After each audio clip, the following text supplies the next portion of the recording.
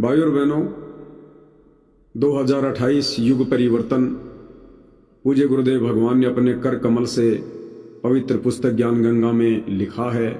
यानी मराठी भाषा में परमेश्वर जी ने कुछ सब्जेक्ट ऐड किए हैं ज्ञान गंगा में, तो वो निश्चित है, उसको कोई टाल नहीं सकता है। अब उस विश्व युद्ध को, युग परिवर्तन को कम करना, ज्यादा करना, घटाना नहीं घटाना, ये गुरुदेव भगवान के हाथ में है। मासा घटे न तिल बदे, विधाता लिखे जो लेख, साचा सतगुरु मेट कर ऊपर मार दे मेघ। ये सतगुरु रामपाल जी परमेश्वर जी के हाथ में है, इस कल की भगवान के हाथ में है, और दुनिया में कोई भी इस स्थिति को कंट्रोल नहीं कर सकता। और आए दिन ये स्थिति अब ज्यादा से ज्यादा बिगड़ेगी। देखो, परमात्मा धरती पर प्रकट हैं, आए हुए हैं, और जब तक इंसान हार नहीं मान लेगा तब तक परमात्मा अपना कार्य आगे शुरू नहीं करता है। इंसान की फितरत है हार ना मानना, और भगवान का विधान है इंसान को हार मनवा के रहना। लेकिन इंसान प्यार प्रेम से हार नहीं मानता है, घुटने तुड़वा के हार मानता है। तो वर्तमान में वो सब कुछ चल रहा है। सन 1994 से परमपिता परमात्मा कबीर साहिब सतगुरु रामपाल जी ने धरती पर प्रकट होकर अपना 1994 में यथार्थ 13वां कबीर पंथ चलाया। और परमेश्वर का जो विधान है, जो एग्रीमेंट है काल के साथ, परमात्मा उसी आधार से आत्माओं को अपनी शरण में लेता है, अपनी जानकारी देता है, और वो है ज्ञान मार्ग। तो गुरुदेव भगवान दिन रात एक करके, ना दिन का सुख देखा, ना रात का चैन देखा, ना नींद देखी, दिन रात एक करके गुरुदेव भगवान ने इस ज्ञान को जन जन तक पहुंचाने का प्रयास किया है। इस मार्ग में ना जाने कितनी बाधाएं उनको उठानी पड़ी है, जेल तक उनको जाना पड़ा। आज भी पिछले 11 वर्षों से जेल में बैठे हैं। उन्होंने किसी भी बात की कोई परवाह नहीं की, ना समाज की, ना अपने परिवार की, ना अपने शरीर की, किसी बात की नहीं। क्योंकि विनाशकारी मंजर परमात्मा जी की आंखों के सामने घूम रहा होता है। ये अंतर्यामी है, आदि अंत की सब जानने वाला होता है। तो इनका जो तरीका था, जो भक्ति विधान था, उस आधार से इन्होंने कोई कमी नहीं छोड़ी, और ना किसी प्रकार की कोई कमी परमात्मा वर्तमान में इसार जेल में बैठकर छोड़ रहे हैं। लेकिन भाई और बहनों, ये काल प्रेरित दुनिया है, ये इतना जल्दी हार नहीं मानने वाली है। हालांकि बड़े बड़े नेताओं को, बड़े बड़े प्रधानमंत्रियों को, राष्ट्रपतियों को, राष्ट्राध्यक्षों को इस बात का भली भांति आभास हो गया है, अनुभव हो गया है कि अब स्थिति धीरे धीरे तुम लोगों के हाथों से निकलती जा रही है। और वो दिन दूर नहीं जब तुम लोगों को सड़कों पर आना पड़ेगा, देश छोड़कर भागना पड़ेगा, ऊपर हाथ खड़े करने पड़ेंगे। ये सन 2026 का वर्ष है, मार्च का महीना है। कल भारत के प्रधानमंत्री नरेंद्र मोदी ने अपना भाषण दिया, और उन्होंने क्लियर कर दिया कि स्थिति धीरे धीरे बेकाबू होती जा रही है, और आने वाले समय में देश को, जैसे हम 2020 में कोविड यानी उस कोरोना काल में मिलजुल कर एक दूसरे का साथ दे रहे थे, उसी प्रकार सभी ने मिलजुल कर एक दूसरे का साथ देना चाहिए। और धीरे धीरे गंभीर स्थितियां पैदा हो रही हैं। यानी भारत देश के प्रधानमंत्री नरेंद्र मोदी ने कल अपने भाषण में, सभा में बिल्कुल क्लियर कर दिया है कि भाई आने वाले समय में, वो चाहे 10 दिन बाद हो, चाहे महीने बाद हो, चाहे 2 महीने बाद हो, स्थितियां बेकाबू हो जाएंगी।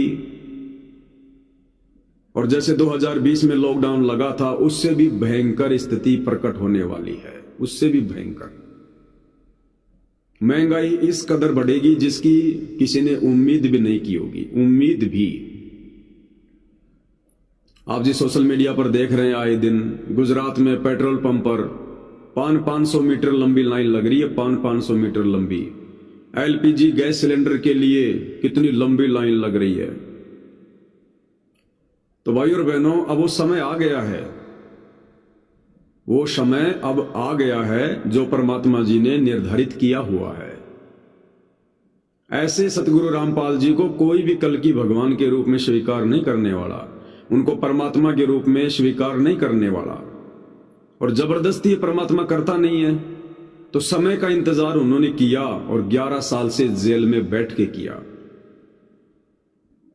और जब तक ये नकली नेताओं की, मंत्रियों की, प्रधानमंत्रियों की जो झूठी महिमा, झूठी दुनिया ने कर रखी है कि फला फला नेता भारत को विश्व गुरु बना देगा, ग्लोबल इंडिया बना देगा, जगत गुरु बना देगा, ये कर देगा, विज्ञान ये कर देगी, वो कर देगी, गधी की पूंछ कर देगी, कुछ नहीं कर सकती। ना ये नेता कर सकते, ना ये विज्ञान कर सकती, कुछ नहीं कर सकता कोई। तो अब वो समय आ गया भाई और बहनों। अब ये 2026 से अब स्थितियां बिगड़नी शुरू हो जाएंगी तगड़े तरीके से। और 3 साल तो बहुत दूर की बात है, 2028 तो युग परिवर्तन है, यानी 28 में तो परिवर्तन हो जाएगा। ये उससे पहले पहले सारा माजरा बिगड़ेगा भयंकर तरीके से। क्या खाएंगे लोग, क्या पिएंगे लोग, कुछ नहीं है, तबाही मचेगी भयंकर वाली। जो जय गुरुदेव जी ने भविष्यवाणी कर रखी है ना कि 12-12 कोस पर दीपक जले दिखाई देंगे, लाशें उठाने वाला कोई नहीं मिलेगा। और भारत के प्रधानमंत्री का चेहरा किस प्रकार से उतरा हुआ है, कितने मायूस हैं, कितने निराश हैं, ये आप जी भली बात ही उनके भाषण में देख सकते हो। क्योंकि इन लोगों को तो पता है, जनता को बेशक ना पता हो, जनता तो अपनी रोजी रोटी के धंधे में 24 घंटे मशगूल रहती, उन्हें पता ही नहीं क्या हो रहा है क्या नहीं हो रहा। इन लोगों को अच्छे से पता है कि वैश्विक स्थिति क्या होने वाली है, अंतर्राष्ट्रीय हालात किस कदर बिगड़ने वाले हैं। और फिर परमात्मा की भविष्यवाणी झूठी नहीं हो सकती भाई। परमात्मा सतगुरु रामपाल जी ने जय गुरुदेव पंथ के संचालक तुलसीदास की भविष्यवाणी को खुद पढ़कर बताया। अगर सतगुरु रामपाल जी ने पढ़कर बताया है तो भाई जो का त्यों घटित होगा, क्योंकि किसी झूठी भविष्यवाणी का समर्थन सतगुरु रामपाल जी नहीं करते। तो भैया उसमें साफ साफ लिखा है, नास्तिक देशों का नाश होगा, अमेरिका नष्ट होगा, रूस नष्ट होगा, चीन 75% नष्ट होगा, थोड़ी बहुत आत्मा जो बचेंगी उनको भारत शरण देगा। और जितने भी मुस्लिम देश हैं ये आपस में लड़ झगड़ के मरेंगे, आपस में लड़ झगड़ के मरेंगे।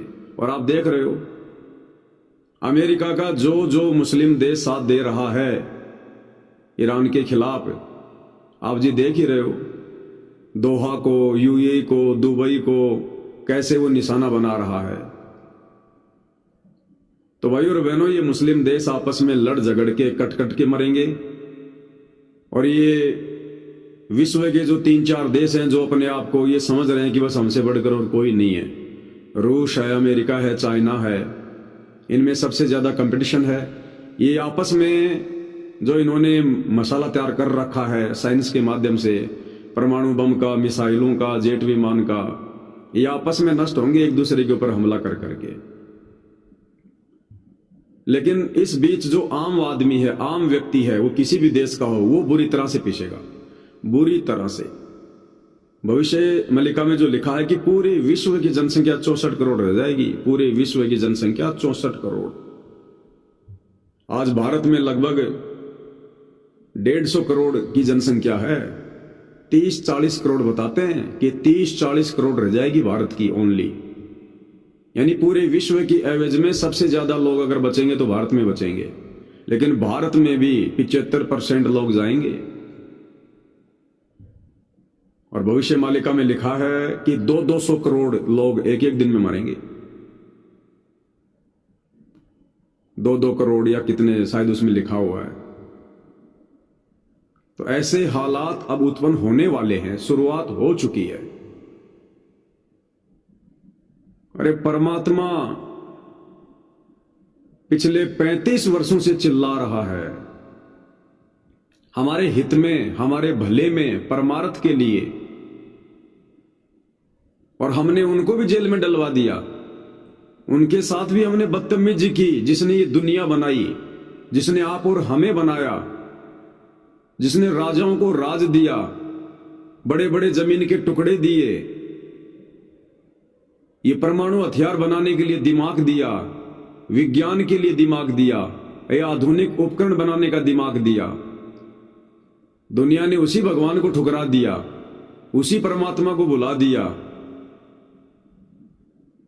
तो सोचिए दुनिया के साथ में क्या होगा। और शुरुआत हो चुकी है भाई और बहनों, शुरुआत इसकी हो चुकी है और इसका असर सब पे पड़ेगा, भक्तों पे भी पड़ेगा, इसका असर जबरदस्त तरीके से पड़ेगा। सतगुरु रामपाल जी के भक्तों की संख्या भी बहुत कम रह जाएगी, आधे से तो वैसे मर जाएंगे हार्ट अटैक से। जो मर्यादा में नहीं है, लड्डू जलेबी बर्फी के चक्कर में धक्के खाते फिर रहे इन आश्रमों में, ये आधे से तो हार्ट अटैक से मर जाएंगे, भूख से मर जाएंगे। ये भगवान अपने भक्तों की रक्षा करेगा जो मर्यादित होंगे, जो अमर्यादित हैं उनकी रक्षा परमात्मा नहीं करता। जो बेखबर हैं उनकी रक्षा परमात्मा नहीं करेगा, तो बाकी दुनिया का क्या हाल होगा, ये साफ तौर पर दिखाई दे रहा है, साफ तौर पर। हालांकि राजनीतिक क्षेत्र में हमारा कोई ज्यादा जानकारी नहीं है, हम आध्यात्मिक व्यक्ति हैं, लेकिन थोड़ी बहुत समझ जो परमात्मा ने दी है उस आधार से दास कह सकता है कि सतगुरु रामपाल जी परमेश्वर जी ने बताया कि ये जो ईरान है, ये जो इराक है, ये भारत का हिस्सा था। पहले भारत जो अखंड भारत था ना, अखंड भारत 650 साल पहले, जिसमें ये नेपाल, बांग्लादेश, तिब्बत, भूटान, अफगानिस्तान, आपका पाकिस्तान, म्यांमार, इराक, ईरान, ये सब भारत देश का हिस्सा था। इतना लंबा चौड़ा हमारा भारत देश था। और वर्तमान में जो लड़ाई चल रही है अमेरिका और ईरान के बीच में, वो इराक है या ईरान है, हमें तो इतना भी ज्यादा, वो सेम से नाम है, जो भी आप लोग समझ रहे हैं। अमेरिका और इराक के बीच में जो लड़ाई चल रही है, ईरान है या इराक है, तो हमारे देश ने अपनी विदेश नीति के तहत ना तो इराक के समर्थन में आना चाहिए था और ना ही इजराइल के समर्थन में आना चाहिए था। हमारे देश की परंपरा रही है, सदियों से रही है, हमारे देश ने किसी भी लड़ाई झगड़े में यदि बीच में हस्तक्षेप किया है तो केवल समझौता कराने के लिए, शांति करवाने के लिए, किसी का पक्ष या विपक्ष लेकर आग को ज्यादा भड़काने का काम कभी भी हमारे देश ने नहीं किया। ये सदियों से हमारी परंपरा रही है, क्योंकि ये ऋषि मुनियों की धरती है। परमात्मा हर बार भारत देश में आते हैं, लेकिन हमारे देश के वर्तमान प्रधानमंत्री नरेंद्र मोदी जी ने इजराइल में जाकर और जैसे उन्होंने ईरान को भड़काया है, इजराइल के वो पक्ष में खड़े हो गए कि इजराइल फादरलैंड है, भारत मदरलैंड है, और उधर से ईरान ने भारत में जो 90% गैस वगैरह, तेल वगैरह जो उसके क्षेत्र से आता है, समुद्री क्षेत्र से, ईरान ने वो बंद कर दिया कि भैया जब भारत हमारा मित्र ही नहीं रहा तो हम उसके जहाजों को क्यों आने देंगे, क्यों जाने देंगे। और जो उसके मित्र देश हैं उनको उसने छूट दे दी। तो ये गलती मुझे लगता है कि भारत देश के प्रधानमंत्री जी ने नहीं करनी चाहिए थी। लेकिन भाई और बहनों, इसके पीछे के रीजन अब आम आदमी नहीं जान सकते, ना प्रधानमंत्री जान सकता, ना प्रधानमंत्री के सलाहकार जान सकते, ना हमारे देश का जो विपक्ष है वो जान सकता है, नहीं पता। अब इसके पीछे के रीजन क्या है, ये जानबूझ के सारा का सारा जो खेल है ये सतगुरु रामपाल जी परमात्मा जी कर रहे हैं। सतगुरु रामपाल जी परमात्मा। अब देखो, ये नेता, मंत्री, संतरी, प्रधानमंत्री, ये सब काल प्रेरित हैं, ये सब काल की गोद में है। इनके साथ तो जो होना है वो होना है, इनका प्रारब्ध तो पहले से निश्चित है। लेकिन अब परमात्मा ने ठीक के समय पर अपना कार्य शुरू करना है, तो परमात्मा जी कब तक इन राजनेताओं को सद्बुद्धि देते रहेंगे? कब तक परमात्मा इन राजनेताओं के सिर पर हाथ रख के और इसी प्रकार से ठीक ठाक देश दुनिया को चलाते रहेंगे? भाई, ये राजनेता, चाहे प्रधानमंत्री हो, चाहे मंत्री हो, ये सब कबीर भगवान सतगुरु रामपाल जी के बच्चे हैं, उनकी आत्मा है। चाहे भारत देश का प्रधानमंत्री नरेंद्र मोदी है, ये भी किसी न किसी जन्म में कबीर भगवान सतगुरु रामपाल जी का भगत था, उनका शिष्य था। थोड़ी बहुत भक्ति इसने गुरुदेव भगवान की हुई है। उस भक्ति के प्रतिफल में, हालांकि इसने तप ज्यादा किया, परमात्मा की शरण में तो आ गया था, लेकिन फिर वही अपनी बकवाद करते हैं लोग, उस मालिक के नाम पे तो रहते ही नहीं, फिर अपनी समाधि लगाने लग जाते हैं। जैसे अब्राहिम सुल्तान परमात्मा की शरण में आया, आगे चलकर समाधि लगाने लग गया, यानी वो तप करने लग गया। तो ऐसे ही इस नरेंद्र मोदी वाले आत्मा ने भी किसी जन्म में कबीर भगवान सतगुरु रामपाल जी की शरण ली, थोड़े बहुत दिन भक्ति की, उसके बाद ये तप करने लग गया, और तप के चलते फिर ये राजा बन गया, क्योंकि मालिक का विधान है, तप से राज राज मदमानम जन्म तीसरे शुक्र सवानम। तो परमात्मा जी ने इसको राज्य दिया, उस तप के बदले परमात्मा ने इसको सद्बुद्धि दी, क्योंकि राज्य भगवान देगा तो राज्य करने की सद्बुद्धि भी भगवान देगा। और इस 21 ब्रह्मांड की जो ये व्यवस्था है, ये कौन चला रहा है? ये काल थोड़ी चला रहा है। काल कोई व्यवस्था नहीं करता किसी भी प्रकार की, ना कोई सेना की, ना कोई आर्मी की, ना कोई मंत्रिमंडल की, ना कोई राजा की, उसे कोई मतलब नहीं है। वो तो कसाई है, उसका काम है एक बाड़े में सबको कैद कर देना, और जब भूख लगे तो निकाल निकाल के खाना। उसने तो एक बाड़ा बना रखा है, ये पृथ्वी लोक 21 ब्रह्मांड है, एक ब्रह्मांड एक बाड़ा बना के छोड़ दिया, इसे बाहर कोई जा नहीं सकता। जैसे उसने क्या किया, परमात्मा जी कहते हैं कि काल ने लग 84 योनियां बनाई। अब लग 84 योनियों के हम इतिहास को देखें भाई और बहनों, जंगल में कितने प्रकार के जानवर रहते हैं? क्या वहां कोई राजा बना हुआ है? उस जंगल में कोई राजा है, कोई मंत्री है, कोई सरपंच बना हुआ कोई जानवर? वो जंगल राज है, जिसके हत्थे चढ़ गया उसको पाड़ के खा जाओ। अपनी जान बचानी है तो खुद बचाओ।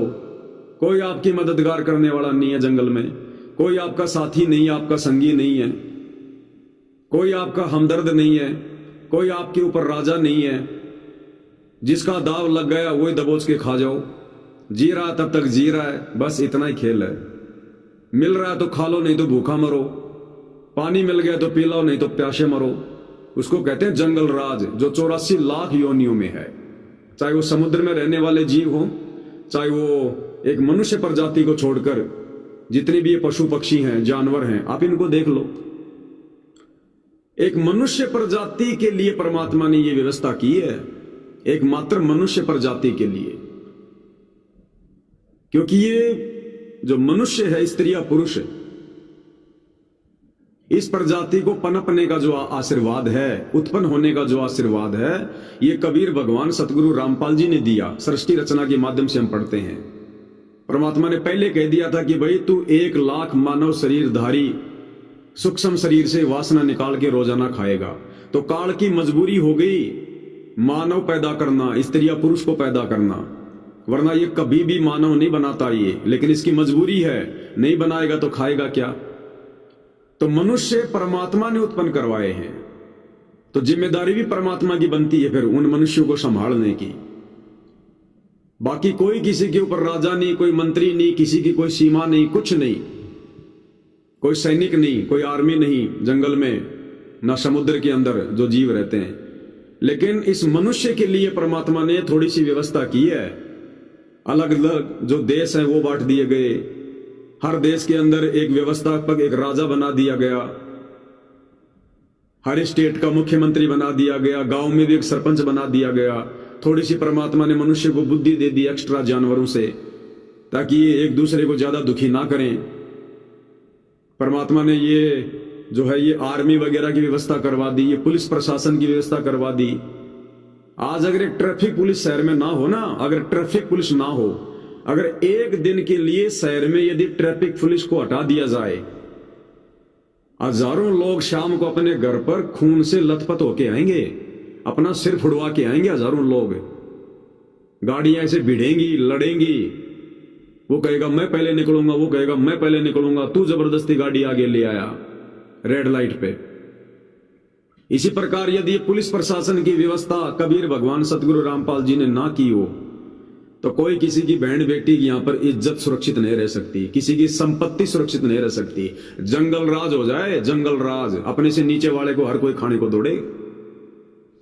ये सारी व्यवस्था कबीर भगवान सतगुरु रामपाल जी ने कर रखी थी सतयुग से लेकर वर्तमान तक, और उन्हीं के आशीर्वाद से सारा सिस्टम ठीक ठाक चल रहा था ये। लेकिन अब परमात्मा खुद धरती पर प्रकट हैं, समय आ गया मोक्ष का। परमात्मा ने अपनी पहचान करवाने का। इन झूठे लोगों की, मंत्रियों की, संतरियों की, प्रधानमंत्रियों की महिमा बहुत हो चुकी है, बहुत ज्यादा इतिहास बन लिए। आप और हमने भी उन राजा महाराजाओं के इतिहास पढ़ के अपने खोपड़े खराब कर लिए, कुछ नहीं मिला।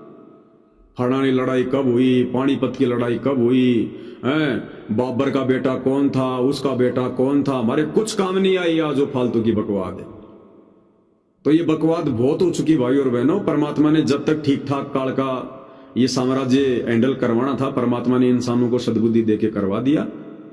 और अब वो समय आ गया है, इस पूरे विश्व की बागडोर को कबीर भगवान सतगुरु रामपाल जी 2028 तक अपने हाथ में लेंगे।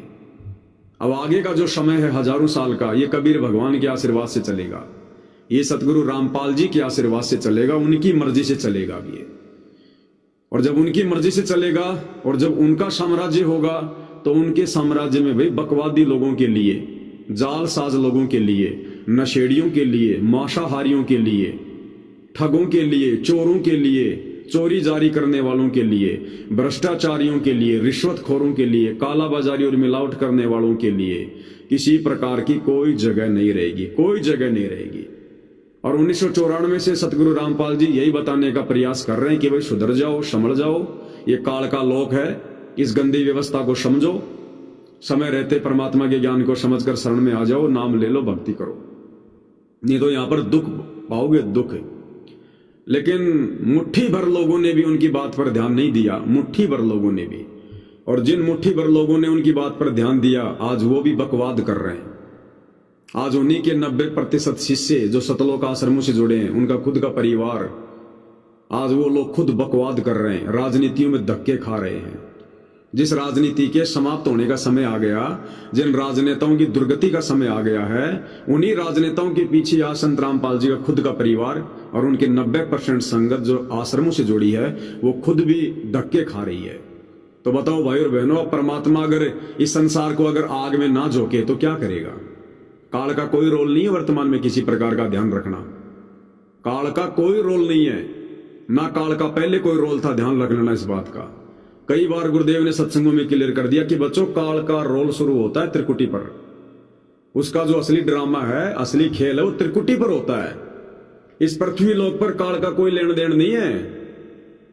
धर्मराज आत्माओं का जो प्रारब्ध बना के, जो किस्मत बना के भेजता है, उस आधार से यहां पर सारे काम होते हैं। जैसे मेरी किस्मत बना दी कि 40 साल की उम्र में मुझे हार्ट अटैक आएगा, या मुझे एक्सीडेंट होगा, या ऐसे ऐसे मेरा बेटा मरेगा, उस समय मेरी बेटी मरेगी, या ऐसे ऐसे मेरे को ये जो है इतना धन मिलेगा, मेरे को नौकरी मिलेगी। तो धर्मराज जब किसी को मनुष्य जन्म देता, स्त्री या पुरुष का, उसका प्रारब्ध बना के भेज देता। उस प्रारब्ध के अनुसार यहां पर ऑटोमेटिक घटनाएं घटित होती हैं। जिसके प्रारब्ध में आ गया कि तू एक्सीडेंट में मरेगा, तो ऑटोमेटिक वो घटना घटेगी। फिर उसमें काल का किसी प्रकार का कोई रोल नहीं है। वो इंसान अपनी सजा पा रहा है, अपनी सजा, अपने कर्मों की सजा। तो काल का यहां पर कोई लेन देन नहीं है किसी भी प्रकार का, ध्यान रखना भाई और बहनों। ये बॉडी कबीर भगवान सतगुरु रामपाल जी ने बनाई है। लख 84 खान का तू सृजनहारा। और सतगुरु रामपाल जी के द्वारा बनाए गए मनुष्य शरीर में मन का क्या काम? ये मन भी कबीर भगवान सतगुरु रामपाल जी ने बैठा रखा है। और वो नूरी मन भी, जो गुरुदेव कहते हैं कि परमात्मा का एजेंट है, वो भी उन्होंने बैठा रखा है। सारे सॉफ्टवेयर गुरुदेव भगवान ने डाल रखे हैं। अब आप कहोगे भाई परमात्मा ने मनुष्य शरीर बनाया, परमात्मा ने सारे एलिमेंट इसमें डाल रखे हैं, सारे सॉफ्टवेयर डाल रखे हैं, फिर परमात्मा क्यों इतना दुखी कर रहा है इंसानों को? परमात्मा किसी को दुखी नहीं करता भाई। परमात्मा ने तो सुखी किया था सतलोक में, इतने बढ़िया क्षेत्र में रखा हुआ था हमारे को, किसी चीज की कोई कमी नहीं, कोई अभाव नहीं। हमने खुद अपने पैरों पे कुल्हाड़ी मारी है, भगवान के साथ में धोखा किया है।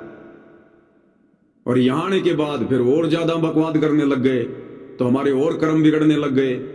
तो सतलोक वाली सजा, और साथ में इस काल की जेल में आकर हम और जो नई नई जो कुबद कर रहे हैं, मांस खाना शुरू कर दिया, शराब पीना शुरू कर दिया, किसी को सताना शुरू कर दिया, किसी की आत्मा दुखानी शुरू कर दी, किसी की चोरी करनी शुरू कर दी, तो वो विधान परमात्मा ने बना रखा है, वो संविधान परमात्मा ने बना रखा है, किस कर्म की क्या सजा मिलेगी। तो सतलोक में जो परमात्मा के साथ हमने धोखा किया था काल के साथ नीचे आके, वो सजा तो हम भोग रहे हैं, उसकी तो केवल एक ही सजा है। ये हम यहां जो गधे कुत्ते सुअर बन रहे हैं, एक्सीडेंट में मर रहे हैं, अकाल में मर रहे हैं, भूख से मर रहे हैं, कोई जो है कैंसर से मर रहा है, कोई एड्स से मर रहा है, ये सतलोक वाली गलती की सजा नहीं है। गुरुदेव ने बताया सतलोक में तुमने जो गलती की थी परमात्मा की अवज्ञा करके, उनकी आकाशवाणी को सत्य ना मानकर, उसकी सजा है केवल तपस्या, केवल तपस्या। आपने सुना होगा सृष्टि रचना में जब कबीर भगवान अपने पुत्र जोगजीत के रूप में काल की उस तपस्या पर आके खड़े होते हैं तो जीवों को जो परेशानी हो रही थी वो शांत हो जाती है, और परमात्मा जी को देखकर कहते हैं कि आप कौन भगवान हो, आपके आने मात्र से हमें इतनी शीतलता मिल गई, वरना हम तो यहां पे जल रहे थे, हमारे को तो भूना जा रहा था। और फिर जीव ने कहा कि हे भगवान, हमें यहां पर कौन से उस कर्म की सजा मिल रही है। तो गुरुदेव ने बताया कि ये तुम्हें इस काललोक में की गई गलतियों की सजा नहीं मिल रही है, ये गलती तुमने सतलोक में की थी, काल के ऊपर आसक्ति करके, अपने बाप की आज्ञा ना मान के। ये तपस्या उस बात की सजा है, उस बात का दंड है ये। और नीचे जो तुम गधे कुत्ते सुअर बन रहे हो, एक्सीडेंट में मर रहे हो, बीमारी में मर रहे हो, लड़ाई झगड़े में मर रहे हो, ये तुम्हारे नीचे के कर्म है, यानी मनुष्य जन्म प्राप्त करके, क्योंकि मनुष्य जो है वो कर्म योनि है, और जैसे कर्म मनुष्य करेगा फिर बाद में उसको यदि अगला मनुष्य जन्म मिलेगा या लक 84 योनियां मिलेंगी तो वो भोग भोगेगा वहां। तो बाकी तो हम यहां जो मनुष्य जन्म प्राप्त करके जितने भी कर्म कुकर्म करते हैं ये तो उनकी सजा है, छोटी मोटी। मेन सजा है तपस्या की। जैसे किसी आदमी ने किसी का मर्डर कर दिया और जज ने सजा सुना दी कि भैया तेरे को 20 साल की सजा हो गई या तेरे को 10 साल की सजा हो गई, तो वो सजा तो है मेन मुकदमे की, मर्डर की, वो जेल में डाल दिया गया। अब उसको 10 साल की सजा है, अब 10 साल बाद उसको सरकार जेल से बाहर निकालेगी, फिक्स है। अब यदि वो व्यक्ति जेल में भी बदमाशी शुरू कर दे, किसी के साथ लड़ाई झगड़ा शुरू कर दे या जेल में किसी का चक्कू मार दे, तो उसकी सजा फिर बढ़ती चली जाएगी। फिर वो 10 साल में बात नहीं बनेगी, फिर वो 10 साल की सजा से बात नहीं बनेगी। उसने जेल में आकर भी जो और बकवाद कर दी, और कुकर्म कर दिए, लड़ाई झगड़े कर दिए, चोरी कर ली कोई, तो उसकी सजा फिर और बढ़ जाएगी। तो सतलोक की गलती की सजा तो थी तपस्या, और यहां फिर मनुष्य जन्म प्राप्त करके हमने फिर और बकवाद करनी शुरू कर दी, तो हमारी सजा फिर बढ़ती चली गई। और यह सजा हमारी कभी समाप्त होने वाली नहीं है, कभी भी। ये तो परमात्मा खुद आते हैं, हमारे ऊपर दया करते हैं, मेहर करते हैं, भूल जाते हैं हमारी उन गलतियों को, और हम एक मौका देने के लिए आते हैं। ऐसा नहीं है कि हमारी सजा हो गई बस चलो, वो परमात्मा एक मौका देते हैं कि हो सकता है मैं नीचे जाऊंगा, कोई मेरी बात मान जाए, इस बात को समझ जाए कि मैं यहां क्यों कहर भुगत रहा हूं। तो परमात्मा केवल एक मौका देते हैं यहां आकर, और यदि कोई उस मौके का फायदा उठा लेता है, उनके अनुसार चलना शुरू कर देता है, उनकी शरण में आ जाता है, बुराइयां छोड़ देता है, तो परमात्मा उस आत्मा को यहां से बाहर निकालकर वापस सतलोक ले जाते हैं। अन्यथा यहां की सजा भाई और बहनों कभी भी नहीं समाप्त होने वाली, कभी समाप्त नहीं होने वाली। तो अब भाई और बहनों वो समय आ गया है इस पूरे साम्राज्य को, इस पूरी पृथ्वी की बागडोर को सतगुरु रामपाल जी के द्वारा अपने हाथ में लेने का। उससे पहले परमात्मा ने 35 साल तक सन 1994 से देश और दुनिया को समझाने में कोई कमी नहीं छोड़ी। परमात्मा ने सोशल मीडिया शुरू करवाई, टीवी चैनल शुरू करवाए, देश विदेश में पूरे विश्व का कोई भी व्यक्ति उनके सत्संग प्रवचन देख सकता है, सुन सकता है। AI के माध्यम से उन्होंने अंग्रेजी में, नेपाली में, हर भाषा में उन्होंने अपने सत्संग जो है कन्वर्ट करवाए। ताकि कल को कोई ये ना कहे कि जी हमें हमारी भाषा में समझने का मौका नहीं मिला या हमारे तक आपका संदेश नहीं पहुंचा। खोजो भैया, तुम्हें गूगल किस लिए दिया भगवान ने? गूगल पे सर्च करो ना, पूर्ण संत कौन है, परमात्मा कौन है, परमात्मा का नाम क्या है, उसकी परिभाषा क्या है, मुक्ति कैसे मिलेगी, तत्वदर्शी संत कौन है, हम क्यों जन्म रहे हैं, क्यों मर रहे हैं, सर्च करो ना। दुनिया भर की फालतू की चीजें सर्च करते हो, करो परमात्मा को सर्च। अगर तुम्हें परमात्मा चाहिए तो यूट्यूब पे जाके वीडियो देखो ना, सर्च करो। तो परमात्मा को कल को कोई दोष नहीं दे सकता कि हमें पता नहीं था। आज हर देश में ज्यादा नहीं तो थोड़े थोड़े गुरुदेव भगवान के शिष्य अवश्य हैं, और जो भी उनके संपर्क में आता है समझाने का जरूर प्रयास करते हैं। तो कल को कोई दोष नहीं दे सकता। तो 35 साल से परमात्मा ने हर इंसान तक अपने संदेश से पहुंचाने का प्रयास किया है, लेकिन इंसानों ने उल्टा उस परमात्मा के साथ में नाइंसाफी की, उनको ना पहचान के उसके साथ में बदतमीजियां की, उनको जेल में डलवाया। आज भी जेल में बैठे हुए हैं। जेल में बैठकर भी उन्होंने मौका दिया, लेकिन अब भाई और बहनों वो समय सीमा समाप्त हो चुकी है। अब आगे कोई मौका नहीं है किसी भी प्रकार का। उनके भक्तों को मौका नहीं है अब आगे।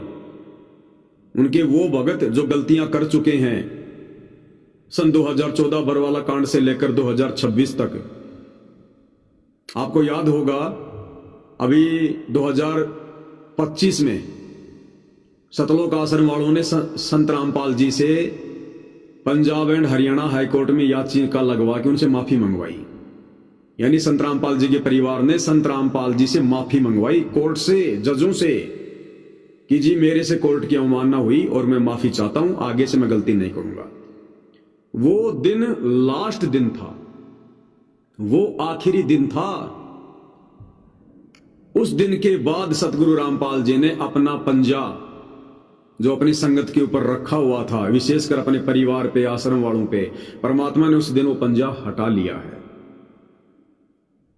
अब जो मर्यादा में रहेगा, जो सतगुरु के वचन में चलेगा, भैया सतगुरु उसी का सहारा बनेगा आने वाले विनाशकारी समय में। तो बाकी देश दुनिया पे तो सतगुरु का पंजा है ही नहीं, और देश दुनिया के जो संस्कार थे वो भी धीरे धीरे समाप्त होते जा रहे हैं। जो पुण्य थे वो नष्ट होते जा रहे हैं। ये पुण्य नष्ट हो रहे हैं, पाप कर्म उजागर हो रहे हैं, तभी तो देश दुनिया का माहौल बिगड़ रहा है। अरे सतयुग में लोगों के पास में पुण्य थे, कोई लड़ाई झगड़ा नहीं। त्रेता युग में लोगों के पास में जो है पुण्य थे, एक आध लड़ाई झगड़े के अलावा कोई लड़ाई झगड़ा नहीं। द्वापर में भी लोगों के पास में भक्ति थी, उनके पुण्य थे, भक्ति थी। एक महाभारत की लड़ाई के अलावा ऐसी कोई लड़ाई नहीं थी विशेष। अब इस कलयुग में क्या हो रहा है? घर घर में लड़ाई, घर घर में झगड़ा, घर घर में राग द्वेष, मन मुटाव, बाप बेटे की बनती नहीं, पति पत्नी की बनती नहीं, सास ससुर की बनती नहीं, आड़ोसी पड़ोसियों की बनती नहीं, भाई भाई का लड़ाई झगड़ा। क्यों? क्योंकि वो भक्ति कमाई हम खा चुके हैं, वो पुण्य हमने नष्ट कर दिए पिछले युगों में। अब हमारे वो पाप कर्म भी तो भोगने पड़ेंगे, वो कहां जाएंगे? अरे मीठा मीठा खा लिया, खारा खारा कहां जाएगा? तो अब वो पाप कर्म उजागर हो रहे हैं, और उन पाप कर्मों को दबाने की दवाई सतगुरु रामपाल जी के पास है। वो दुनिया लेना नहीं चाहती, उस बुखार की दवाई दुनिया लेना नहीं चाहती। और जिन्होंने दवाई ले ली वो परहेज नहीं रखना चाहते, यानी जिन भक्तों ने नाम ले लिया वो मर्यादा में नहीं रहना चाहते। तो परहेज के बिना, मर्यादा के बिना भी वो दवा काम नहीं करती है। तो अब भाई और बहनों, थोड़ा बहुत जो राहत मिलेगी, थोड़ी बहुत ही मिलेगी, ज्यादा नहीं मिलेगी। वो केवल उन्हीं भक्तों को मिलेगी जो सतगुरु रामपाल जी के द्वारा दी गई आध्यात्मिक खुराक को परहेज यानी मर्यादाओं में रहकर लेंगे। बाकी बकवाद करने वाले चाहे जगत वाले हो चाहे भगत हो, सब जाएंगे।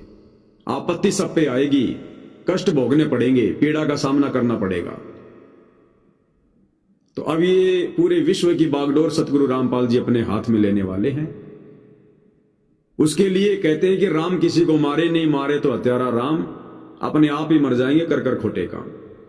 तो जितने भी दुष्ट प्राणी हैं, भक्तिहीन प्राणी हैं, जो ये अधर्मी प्राणी हैं, नास्तिक प्राणी हैं, नशेड़ी हैं, मांसाहारी हैं, वो सारे के सारे अब धीरे धीरे धीरे धीरे इस विनाशकारी समय में, युग परिवर्तन के समय में, देश के देश आपस में लड़ झगड़ के जो मिसाइलें इन्होंने तैयार कर दी, परमाणु बम इन्होंने तैयार कर दिया, एक दूसरे के ऊपर डाल डाल के ये खुद को खुद ही नष्ट कर लेंगे। ये सतगुरु रामपाल जी ने अपनी तरफ से कुछ नहीं करना पड़ेगा।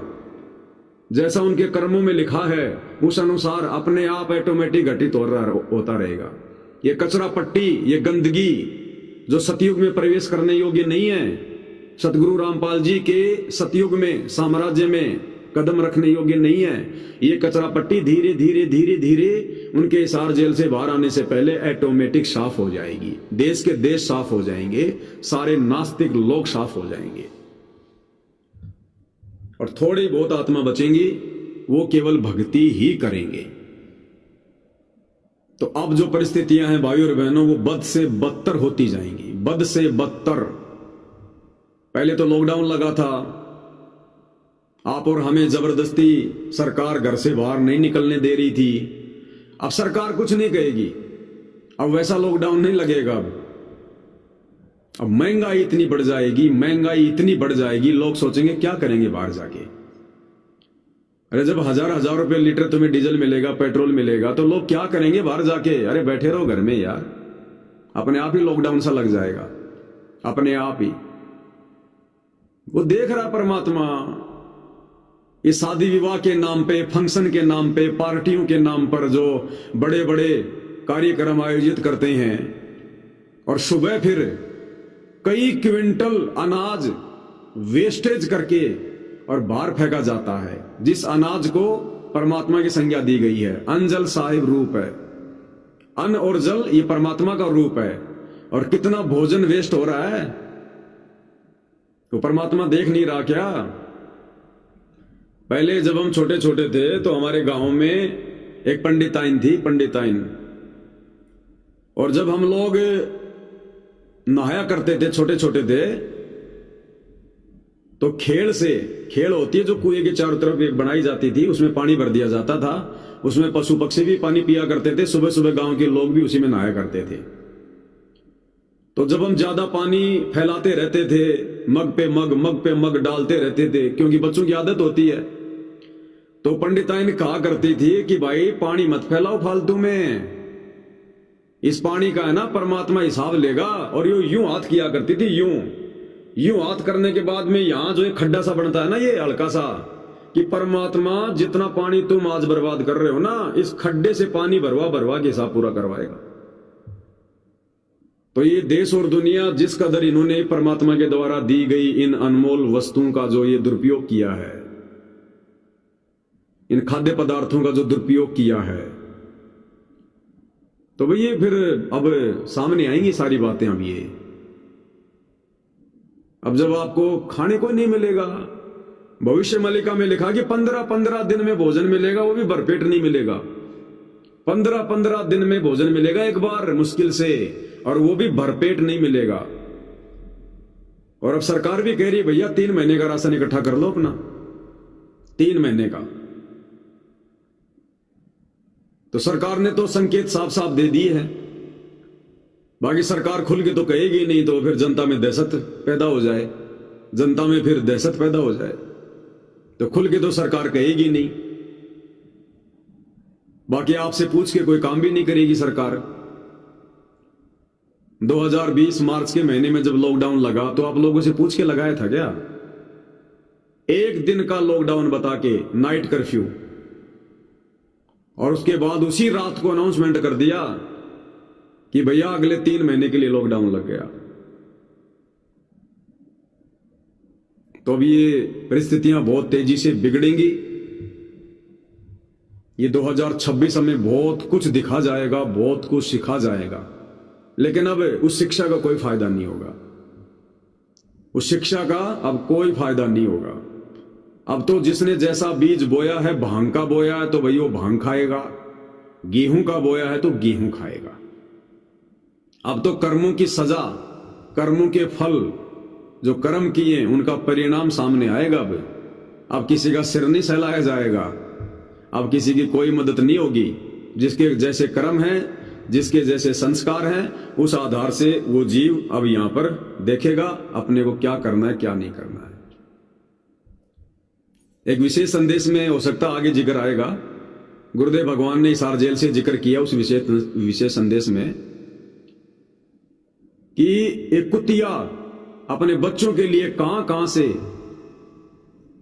रोटी खा खा के अपने स्तनों में दूध पैदा करती है, या कहीं से रोटी का टुकड़ा ला के अपने बच्चों को खिलाती है। और जब वो बच्चे बड़े हो जाते हैं तो उस कुतिया को एक टुकड़ा भी रोटी का नहीं खाने देते, एक टुकड़ा भी। सोचते हैं पहले हम खा लें। तो गुरुदेव ने कहा कि अब वो समय आने वाला है, यानी भूखमरी का वो समय अब आगे आने वाला है। माता पिता चाहेंगे कि पहले मैं खा लूं वरना मैं मरूंगी, और बेटा बेटी सोचेंगे पहले हम खा ले वरना हम मरेंगे। और 2020 के उस दुर्भिक्ष का, अकाल का सतगुरु रामपाल जी ने गरीबदास जी की वाणी से हमें बता दिया। मात्र 1 साल, गरीबदास जी के समय 1720 में मात्र 1 साल अकाल पड़ा था, 1 वर्ष। लोगों ने रोटी के लिए अपने बच्चे तक बेच दिए थे, रोटी के लिए अपने बच्चे तक बेच दिए, बच्चे तक, 1 साल। और भैया अब तो 2026, 27, 28, अगर 2 साल भी परमात्मा ने अगर अनदेखा कर दिया, नजरअंदाज कर दिया, तो सोचो देश दुनिया की क्या हालत होगी। अरे पहले के समय में कम से कम इतनी इंसानियत तो थी, मानवता तो थी, लोग मिल बांट के तो खा लिया करते थे। आज तो वो भी खत्म है, वो भी खत्म है। तो ये भयंकर हालात पैदा होंगे, और ये भयंकर हालात पैदा होने शुरू हो चुके हैं। दुनिया ने अपने विनाश का सामान तैयार कर रखा है, दुनिया बारूद के ढेर पे बैठी है, चिंगारियां लगनी शुरू हो चुकी हैं। तो मंजर बहुत खतरनाक होगा भाई और बहनों,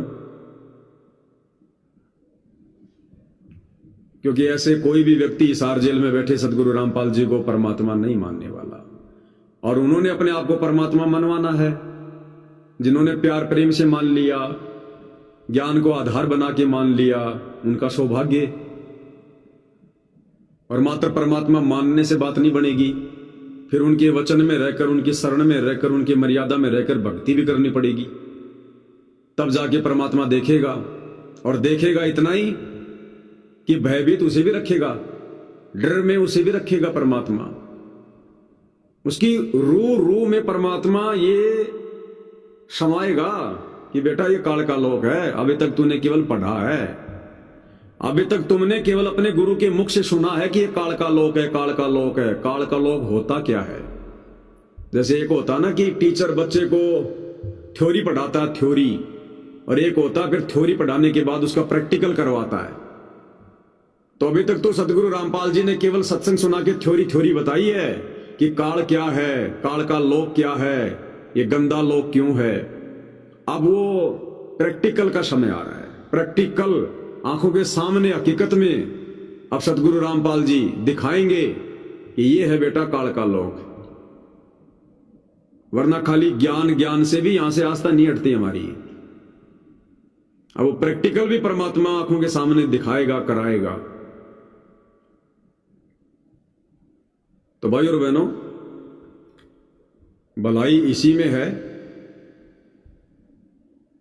कि अभी भी यदि हम बकवाद कर रहे हैं, इस भक्ति और भगवान को हल्के में ले रहे हैं, भेड़ चाल में चल रहे हैं, तो भैया संभलने और सुधरने की जरूरत है, संभलने और सुधरने की जरूरत है।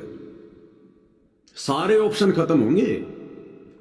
कोई ये ना सोचे कि साहब गैस सिलेंडर नहीं मिलेंगे तो क्या होगा, हम तो लाइट वाले ले आएंगे कुकर, हम तो लाइट वाला वो इंडक्शन ले आएंगे, स्टोव लगा के वायर, खाना बना लेंगे। लाइट कितने दिन रहेगी? जब गैस ही खत्म हो जाएगी तो लाइट कितने दिन रहेगी? अरे लाइट चली जाएगी तो क्या होगा, हम तो लकड़ियां तोड़ तोड़ के खाना बना लेंगे। अरे जब अनाज ही नहीं रहेगा तो लकड़ियां क्या करेंगी? जब अनाज ही नहीं होगा तो लकड़ियां जला के क्या करेगा? हाथ सेकेगा।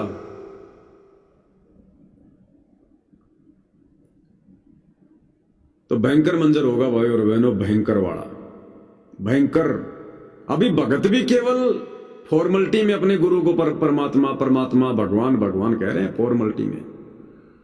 अभी ज्ञान वाली आंखें नहीं खुली हैं, हृदय से नहीं मान रहे कि हमारे गुरु जी भगवान है, परमात्मा है। मनवाएगा परमात्मा। उसके लिए परिस्थितियां भी वही पैदा करता है। और काल का भूल जाना कोई रोल नहीं है किसी प्रकार का। काल का किसी प्रकार का कोई रोल नहीं है, भूल जाना। दास ने पहले भी वीडियो बना दिया था।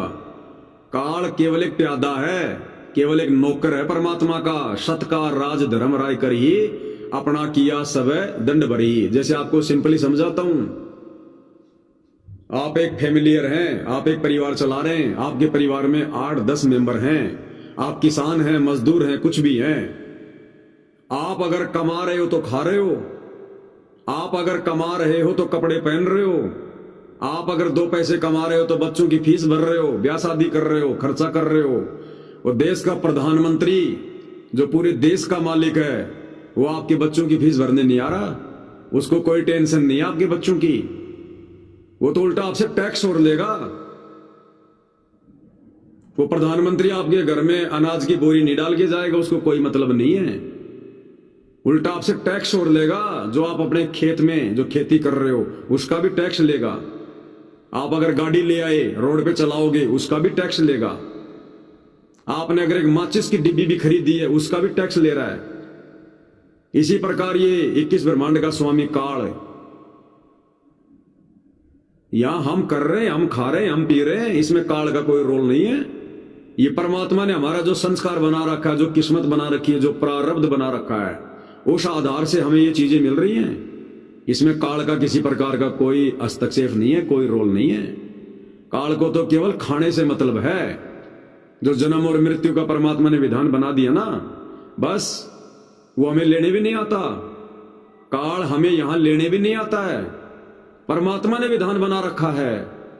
ये 14 करोड़ यम के दूत, ये धर्म राय, सब कुछ परमात्मा ने सेट कर रखा है। ये इसकी कुछ औकात नहीं है। अरे प्रधानमंत्री गांव गांव जाके कोई सरपंच बनाता है क्या? वार्ड पंच बनाता है क्या?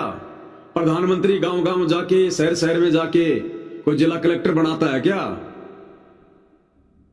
ये सारी व्यवस्था परमात्मा ने सेट कर रखी है। प्रधानमंत्री तो खुद जनता के द्वारा चुना जाता है। प्रधानमंत्री तो खुद जनता के द्वारा चुना जाता है और फिर जनता से टैक्स लेता है। तो काल का कोई रोल नहीं है ये ब्रह्मा विष्णु महेश बनाने में, देवी देवता बनाने में, यहाँ की व्यवस्था सेट करने में, नीचे कोई प्रधानमंत्री बनाने में, कोई राष्ट्रपति बनाने में, एक गांव का कोई मुखिया बनाने में, ये पुलिस बनाने में, आर्मी बनाने में। काल का कोई रोल नहीं है। उसको तो श्राप लगा है, वो तो केवल ऊपर बैठा रहता अपना। और परमात्मा के विधान के अनुसार ऑटोमेटिक सिस्टम है ये, ऑटोमेटिक जन्म और मृत्यु। सतयुग में लोग लाखों साल जीवित रहते थे, यही शरीर था, ऐसा ही शरीर। लेकिन परमात्मा ने समय निर्धारित कर रखा था, तो लाखों साल तक वो शरीर जो है बूढ़ा नहीं होता था, कमजोर नहीं होता था। आज परमात्मा ने कलयुग में 100 साल की उम्र फिक्स कर दी, तो देख लो 60-70 साल में इंसान ऐसे बूढ़ा हो जाता है। तो सब कुछ गुरुदेव भगवान ने सेट कर रखा है, परमात्मा ने सेट कर रखा है सारा। जो भी हम यहां जो दंडित हो रहे हैं, जो कष्ट भोग रहे हैं, चाहे प्राकृतिक आपदा हो, चाहे लक 84 में हो, ये हम अपने उन कर्मों की सजा भोग रहे हैं जो कर्म हम मनुष्य जन्म प्राप्त करके यहां करते हैं। और ये कर्म भी परमात्मा करवा रहा है, ध्यान रख लेना। ये कर्म भी परमात्मा करवा रहा है, ये कुकर्म भी परमात्मा के जो है हो रहे हैं सारे। कर्म और कुकर्म ये सारे परमात्मा करवा रहा है। क्यों करवा रहा है? हमने गलती करी है सतलोक में, तो सजा तो भोगेंगे। कुकर्म नहीं करेंगे तो सजा कैसे पाएंगे? कुकर्म नहीं करेंगे तो दुखी कैसे होंगे? ये मन परमात्मा ने फिट कर रखा है, या मन परमात्मा ने आप और हमारी उग्रस निकालने के लिए। अगर कभी फिर किसी मनुष्य जन्म में शरण में आ जाओ और तुम्हारी समझ में आ जाए, तो तुम्हें अच्छे से पता चल जाए कि अपने बाप के साथ में धोखा करने की क्या सजा मिलती है, अपने पिता की एक छोटी सी आज्ञा की अवहेलना करने से क्या सजा मिलती है। ये अनंत युगों से ये कर्म कुकर्म ये सब कुछ ये परमात्मा के द्वारा दी गई ये सजा है। ये काल तो खुद अपनी सजा भोग रहा है, वो तो खुद एक कैदी है। वो भी तो हमारे साथ ही आया था, उसने भी तो गलती करी सतलोक में, वो भी तो एक आत्मा थी, वो भी तो परमात्मा का बच्चा है। वो तो खुद अपनी गलती की सजा भोग रहा है। वो बड़ा कैदी है, हम छोटे कैदी हैं। जैसे जेल में कैदियों के ऊपर एक कैदी हो जाता है, हाँ उसको केवल इतनी सी छूट है कि वो घूम लेता है, फिर लेता है, बस इतनी सी छूट है उसको। जैसे समझिए जेल में कौन रहता है? जो कैदी हैं वो रहते हैं जेल में। जेल में जो कैदी हैं वो रहते हैं। अब जेल का जो जेलर है वो भी जेल में रहता है। जो जेलर है वो कहां रहेगा? वो भी अपना जो 90% समय होता है वो जेल में बिताता है। कैदी तो अपने कर्मों की सजा भोग रहा है और जेलर को एक नौकरी दे दी गई, लेकिन रहना उसको भी जेल में ही है। फर्क इतना है, वो कैदी ज्यादातर समय जेल में रहेगा और वो जो जेलर है वो रात को अपने घर पे जाके सो जाएगा, बाकी दिन में उसने भी जेल में पड़ा रहना है। बीच बीच में जेल से बाहर वो जो जेलर है वो चला जाता है, कोई काम हो गया, उसको कोई रोकने टोकने वाला नहीं है। वो सुविधा तो उस कैदी को भी है। जब उस कैदी ने कोर्ट में एप्लीकेशन लगाई, उसको पैरोल मिल गई, उसको जमानत मिल गई, तो वो भी बीच बीच में जाता है। तो फर्क इतना ही है, वो जेलर भी कैदी भोग रहा है, बस नौकरी सरकार की कर रहा है। थोड़े से मायने में वो स्वतंत्र है, बाकी वो कैदी भी जेल में रहता है और वो जेलर भी जेल में रहता है। तो हम हैं परमात्मा की मुख्य कैदी। इस काल को परमात्मा ने जेलर बना रखा है, 21 ब्रह्मांड की जेल का। सतका राज धर्म राय करही, अपना किया सबे दंड बरही। धर्म राय दरबानी चेरा, सुर असुरों का करे निबेरा। ये जो धर्म राय है, जो काल है, ये उस परमात्मा के दरबार का नौकर है। धर्म राय दरबानी चेरा और सुर असुरों का करे निबेरा। और जो अच्छे बुरे लोग हैं उनके कर्मों की सजा देने के लिए परमात्मा ने इसको जेलर के रूप में जेल में बैठा रखा है। बस इतना ही फर्क है।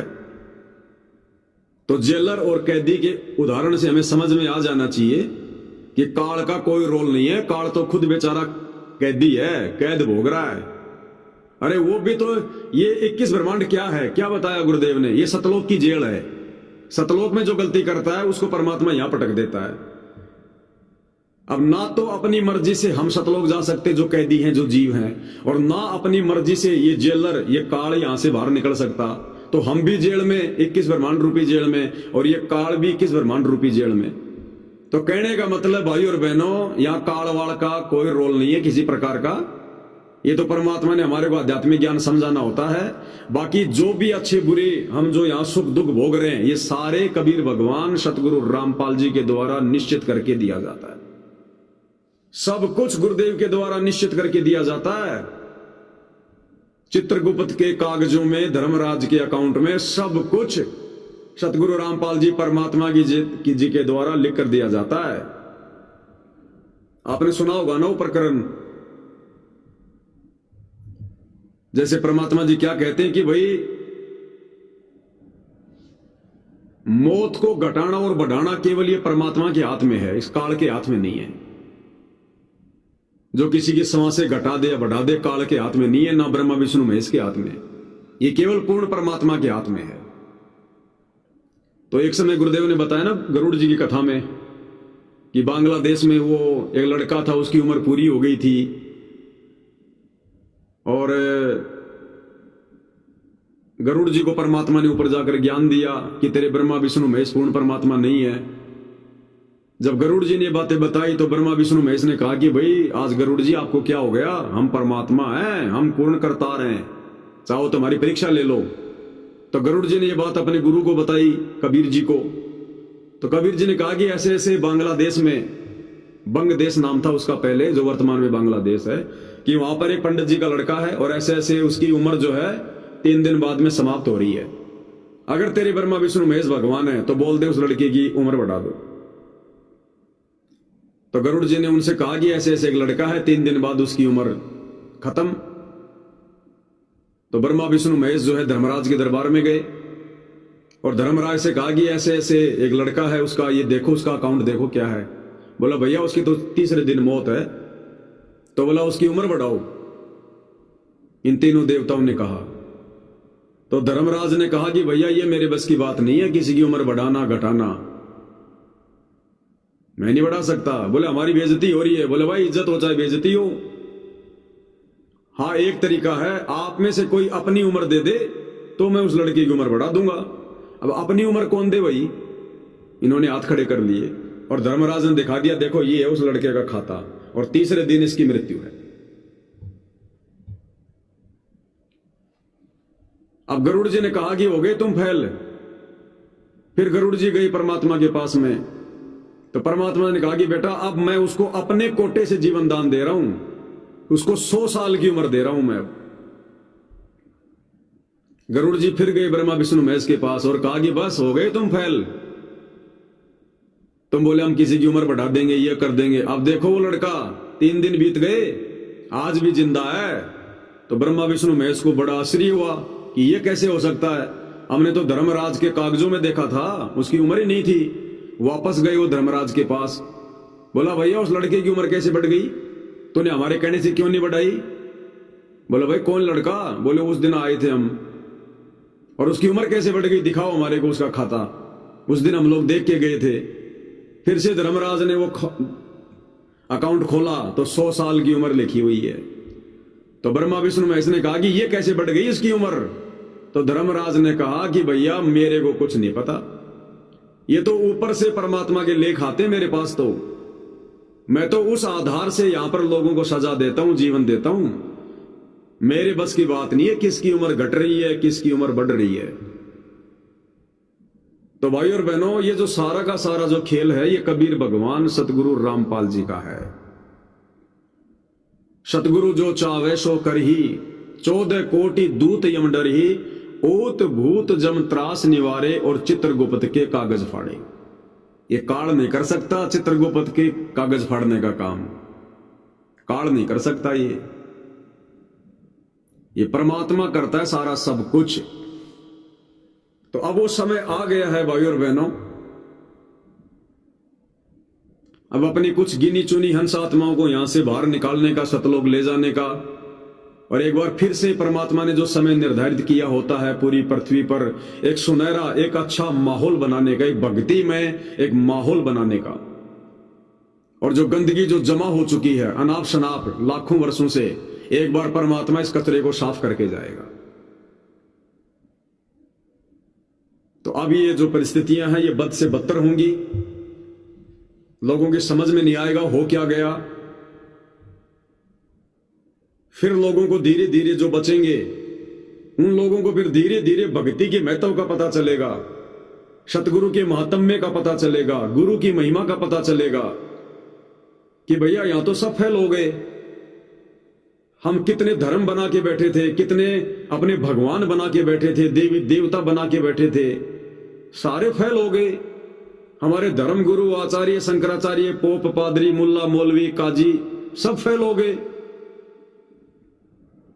और फिर ये एक नया चेहरा सबके सामने उभर के आएगा, सतगुरु रामपाल जी परमेश्वर जी का। फिर पूरी दुनिया में इनकी महिमा होगी, इन्हीं की भक्ति होगी, इन्हीं की पूजा होगी, इन्हीं की जय जयकार होगी, और इन्हीं की देख रेख में ये पूरा विश्व चलेगा। अब जैसे बहुत सारे भाई बहन सोशल मीडिया पर पोस्ट डालते हैं सतलोक आश्रमों से जुड़े हुए, अब इनको कुछ पता तो है नहीं बेचारों को, भेड़ चाल में चलते हैं ये। किसी एक ने पोस्ट बना के डाल दी, उसको आगे से आगे शेयर करते रहेंगे। अब आजकल एक पोस्ट डाल रहे हैं सतलोक आश्रमों से जुड़े बेवकूफ कि आने वाले समय में बिना वोट का राजा कौन होगा, और नीचे सभी भगत लिखेंगे संत रामपाल जी, संत रामपाल जी, संत रामपाल जी। अरे मूर्खो, वो सतलोक का शहंशाह रतन जड़ित सिंहासन को त्याग कर इस गंदे लोक की काटू भरी सेज पे राज करेगा क्या? इस गंदगी में बैठ के राज करेगा वो परमात्मा? वो बिना वोट का राजा वो होगा जिसको सतगुरु रामपाल जी राजा बनाएंगे, जिसको सतगुरु रामपाल जी बैठाएंगे राजगद्दी पर। असुर निकंदर नवेणी ध्यान से नहीं पढ़ते क्या तुम? दिल्ली के तकत भी छत्तर फेर सी फिराई सी, और खेलत गुप्तार सैन भंजन फोकट फैन मैयल राज वाला पुरुष सतगुरु दिखलाई सी। तो सतगुरु रामपाल जी जिसको दिल्ली का राजा बनाएंगे, जिसको राज तिलक करेंगे कि भाई किसी योग्य व्यक्ति को, वो व्यक्ति होगा बिना वोट का राजा, क्योंकि साम्राज्य सतगुरु रामपाल जी का होगा। ये चुनाव प्रक्रिया समाप्त हो जाएगी और परमात्मा जिसको राजा नियुक्त करेगा, फिर ऑब्जेक्शन किसको होगा? सबने स्वीकार करना होगा। आज गुरुजी किसी गधे के लिए कह दें कि ये गधा राजा बनेगा, तो किसी भगत को ऑब्जेक्शन है क्या? तो बिना वोट का राजा इंसान बनेगा, भगवान नहीं बनेगा। भगवान को राज करेगा कि इस गंदे लोक में? वो राज करने आया क्या है यहां पर? जिसने राजाओं को राज भीख में दे रखा है, 21 ब्रह्मांड का राज जिसने काल को भीख में दे रखा है, वो इस गंदे लोक के छोटे से पृथ्वी के टुकड़े का, जिसका रेशियो अगर देखा जाए, अगर 21 ब्रह्मांड की तुलना में अगर जिसकी जमीन देखी जाए तो 1 रुपए के सिक्के के बराबर भी नहीं है। वो शतलोक का राजा इस गंदे लोक में राज करेगा क्या? वो राजा बनेगा क्या वो यहां? तो परमात्मा जिसको राजा बनाएगा, जिसकी तरफ गुरुजी संकेत करेंगे, जिसको गुरुजी राजगद्दी पर बैठाएंगे, जिसका राज जो है वो तिलक करेंगे, वो होगा बिना वोट का राजा। तो भाई और बहनों, वो समय नजदीक है, लेकिन मेरी तो देखो प्रार्थना भाई बहनों से यही है कि भाई दुनिया तो अपनी दुर्गति करवाएगी नो डाउट, लेकिन भगत तो कम से कम अपनी दुर्गति करवाने से बचें। भगत तो कम से कम दुर्गति करवाने से बचें। वो भगति के लक्षण लेके आओ अपने अंदर। ये सारी जिंदगी तू मेरी मेरी, राग द्वेष ईर्ष्या में एक दूसरे पर शक करके, संदेह करके अगर तुम ऐसे गुजार दोगे, सतलोक क्या खाक जाओगे? हमने अपना स्वभाव ही तो चेंज करना है, अपना आचरण ही तो चेंज करना हमने, और वो हमारा चेंज हुआ नहीं। एक दूसरे को शक की नजर से देखेंगे, संदेह की नजर से देखेंगे, तो सतलोक क्या खाक जाएंगे? ऐसे गंदे आत्माओं को परमात्मा सतलोक ले जाएगा, वहां भी ये गंदगी फैलाओगे।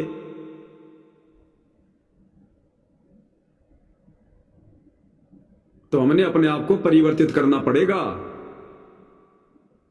मरो नहीं सड़ो, यहां पर लेते रहो मनुष्य जन्म, देता रहेगा परमात्मा जितनी भक्ति है। अरे दीपक में जितना घी है, तेल है, उतना तो जलेगा, फिर क्या होगा? बुझेगा, फिर धुआं धुआं उठेगी, फिर धुआं ही धुआं, अंधेरा होगा फिर। तो भगत तो कम से कम आंखें खोलो, लेकिन भगतों ने तो जगत से भी ज्यादा आंखें बंद कर रखी है। तो कहने का मतलब है, ये जो इराक, ईरान, अफगानिस्तान, काबुल, ये गढ़गजनी, म्यांमार, भूटान, तिब्बत, नेपाल, बांग्लादेश, अफगानिस्तान, ये पूरा ये अखंड भारत हुआ करता था, अखंड भारत। तो हमारे देश के प्रधानमंत्री ने जो पक्षपात किया है, इजराइल का समर्थन किया है, ईरान को उन्होंने बॉयकॉट कर दिया है, वो ईरान हमारे भारत देश का हिस्सा था, अखंड भारत का हिस्सा। और मुझे लगता है बहुत बड़ी गलती हुई है, ये बहुत बड़ी गलती। ये हमारी विदेश नीति का हिस्सा नहीं है बिल्कुल भी। भारत हमेशा से निष्पक्ष रहा है ऐसे मामलों में, और इसी का असर ये आ रहा है सामने। उसने भारत के सारे जहाज रोक दिए। अब अगर एनर्जी नहीं तो फिर क्या है बताओ? गैस नहीं आएगा, तेल नहीं आएगा, क्या करोगे? इन्हीं चीजों पे दुनिया चल रही है। डीजल नहीं मिलेगा, पेट्रोल नहीं मिलेगा, गैस नहीं मिलेगी, क्या करोगे भाई? दुनिया तो इन चीजों पे बिल्कुल आधारित हो गई है। हमारी इतनी औकात नहीं है कि हिंदुस्तान में हम इतनी चीजें पैदा करके लोगों तक हम पहुंचा दें। यहां कोई भी आत्मनिर्भर नहीं है, केवल डॉक्यूमेंट्स में होता है आत्मनिर्भर। आत्मनिर्भर भारत, फलाना भारत, कुछ नहीं है। ये काल का लोक है, यहां कोई आत्मनिर्भर नहीं है। यहां 1 साल बरसात ना हो, पूरी दुनिया भूखी मरेगी। कोई विकसित नहीं होता यहां कि अमेरिका जो है वो विकसित देश है, फलाना विकसित देश है, कुछ नहीं है। ये केवल यहां के लोगों की अपनी थ्योरियां होती हैं, कागजों में होता है ये। विकसित कुछ नहीं है। अमेरिका में 2 साल बरसात नहीं होगी, क्या खाएगा? गोबर खाएगा। भूकंप आ गया, तहस नहस हो गए सारे शहर, हो गया विकसित देश। तो ये इंसानों की अपनी ज्ञानहीनता है कि हम विकसित देश हैं, हम आत्मनिर्भर हैं। यहां कोई आत्मनिर्भर नहीं है, सब यहां परमात्मा के ऊपर निर्भर है, परमात्मा पे निर्भर। वो अगर दाने फेंक रहा है तो लोग खा रहे हैं, कुछ लेना देना नहीं है। तो यहां पर हमारे लिए बहुत अच्छा होगा भाई और बहनों, भक्ति करने वालों के लिए, ये भक्ति करने वालों के लिए आंख खोलने वाला दृश्य होगा, आंख खोलने वाला। क्योंकि इस प्रैक्टिकल के बिना भी हम सफल नहीं हो सकते। अब एक तो जैसे बच्चे को डॉक्टर बनना है, तो एक तो टीचर उसको खाली पुस्तक से पढ़ाए कि ऑपरेशन करने के लिए ये वाला जो है वो औजार होता है, ऐसे चीरा लगाया जाता है, ऐसे फिर टाके लगाए जाते हैं। तो वो तो केवल उसको पढ़ाया गया है। जब तक किसी डेड बॉडी को चीरा नहीं लगवाया जाएगा, टाके उसके हाथ से नहीं लगवाए जाएंगे, ऑपरेशन उसके हाथ से नहीं करवाया जाएगा, तब तक वो कभी भी सफल डॉक्टर नहीं बन सकता, मार देगा आदमी को। तो कई बार उससे प्रैक्टिकल करवाया जाता है, तब जाके वो डॉक्टर बनता है असल में। तो अभी तक तो केवल गुरुजी ने हमें पढ़ाया है, सत्संग सुना है, काल के बारे में, काल के लोक के बारे में, यहाँ की गंदी व्यवस्था के बारे में, दुखों के बारे में। अब वो प्रैक्टिकल होगा। अब ये 2-2.5 साल जो है ये प्रैक्टिकल का समय है। हमें फिर भगत बनाने के लिए, हमें बढ़िया डॉक्टर बनाने के लिए परमात्मा अब प्रैक्टिकल पे प्रैक्टिकल करवाएगा। अब ये डर, भय, अशांति, अब ये माहौल ये धीरे धीरे आगे बढ़ेगा। अब ये सतलोक आश्रम वाले चाहे कितने पाठ करवा लो, कितने झूठे आडंबर कर लो, ये शांति का पाठ करेंगे, फलाना करेंगे, तुम्हारे पाठों से शांति नहीं होगी। अभी यहां पर जब तुम्हारा बाप खुद अशांति लाना चाह रहा है, तुम्हारा बाप सतगुरु रामपाल जी खुद ही अशांति ला रहा है। शांति लाने का तरीका था ज्ञान। परमात्मा शांति लाता है ज्ञान से। अब ज्ञान से दुनिया शांति चाहती नहीं, तो एक बार तो परमात्मा भाई गंदगी फैलाएगा, एक बार तो अशांति लाएगा। एक बार तो पानी में जब पत्थर मारेंगे तो एक बार तो तरेंगे चारों तरफ जाएंगी, चारों दिशाओं में। तो बताओ, इन्होंने तो हमेशा परमात्मा के विरुद्ध कार्य करने की ठान रखी है सतलोक आश्रम वालों ने। जब संसार में परमात्मा ने अशांति लानी है तो आश्रम वाले कह रहे हैं हम शांति लाएंगे। और जिस समय परमात्मा शांति लाना चाहते थे आश्रम में बैठकर, उस समय इन्होंने कहा कि जी हम तो बरवाला कांड करवा के कमांडो बना के अशांति लाएंगे। ये हमेशा परमात्मा के विरुद्ध ही काम करते हैं सारे। अब इन सतलोक आश्रम वालों में खुद में इस कदर अशांति पैदा हो जाएगी थोड़े दिनों में, ये देश और दुनिया की शांति तो गई बाढ़ में, ये खुद इतने अशांत हो जाएंगे, बहुत सारे तो भक्ति छोड़ के चले जाएंगे। अच्छे अच्छे चेहरे जो आज दिखाई दे रहे हैं ना बड़े बड़े, क्योंकि अभी तो संगत से धन आ रहा है, माल मलाई आ रही है, बढ़िया राजनीतिक रैलियों में घूम रहे हैं, फिर रहे हैं, मौज कर रहे हैं। अभी तो कोई दिक्कत नहीं है, संगत दे रही है फिलहाल। और जब ये अशांति का दौर फैलेगा ना पूरे विश्व में, भक्तों के दर्शन भी इनको दुर्लभ हो जाएंगे। तुम्हारा ऑनलाइन ये जो पैसा वासा ये भी बंद हो जाएगा। तब पता चलेगा इनको कि शांति कैसे आएगी। तो उस समय भाई और बहनों कोई संपर्क नहीं होगा, ध्यान रख लेना। लोग तो यहां तक की भविष्यवाणी हो रही है कि अगले 2 से 3 महीनों के बाद में हो सकता है बैंक वांग भी फ्रीज हो जाएंगे। लोग वीडियो बना बना के कह रहे हैं भैया अपना बैंकों से पैसा निकाल लो। ये सब बंद होने वाला, इंटरनेट सब बंद होंगे, तुम्हारे बैंक वांग सब। और मैंने तो पहले कह दिया था भगत भाइयों को कि भैया जिनका नौकरी करने का मन नहीं है वो भैया अपना वो क्या लेते हैं, वो VCR लेते हैं, क्या लेते हैं, VRC है कि VCR है क्या है, वो ले लो अपना। वो 5, 10, 20 लाख रुपए तुम्हारे जो पड़े हैं ना वो अपने निकाल लो, कुछ काम तो आएंगे। नहीं तो जब देश पे संकट आता है ना तो सारी चीजें देश बंद कर देता, फिर वो संपत्ति सरकार की हो जाती है, तुम्हारा पैसा नहीं रहता फिर उन बैंकों में। तो हमारी जो पंजाब से एक बहन है, दास ने जिक्र किया था 5-7 दिन पहले लाइव में, उस बहन को परमात्मा ने पहले प्रेरणा कर दी। सरकारी टीचर थी, उसका समय पूरा हो गया था। उसने कहा भगत जी मैं तो अब अपना घर पे बैठूंगी, परमात्मा की भक्ति करूंगी बस। अब तो भाई जैसा परमात्मा प्रेरणा करें कर लो। तो परिस्थितियां तो बिगड़ेंगी भाई, और भक्तों को तो अब आनंद आएगा। वास्तव में जो भगत होंगे ना, जिन्होंने सतगुरु की मर्यादा निभाई है, सतगुरु के वचन में रहे हैं, जिन्होंने राजनीतिक रैलियों में धक्के नहीं खाए, जिन्होंने परशुराम की जयंती में धक्के नहीं खाए, गुंडों की सीबीआई जांच में जाके नहीं बैठे, आरक्षणों में जाके नहीं बैठे, अपने दान धर्म का दुरुपयोग नहीं करवाया, उनको तो अब आनंद आएगा आगे, आनंद। क्योंकि उनको इतना विश्वास है कि हमारा तो परमात्मा कुछ बिगड़ने नहीं देगा।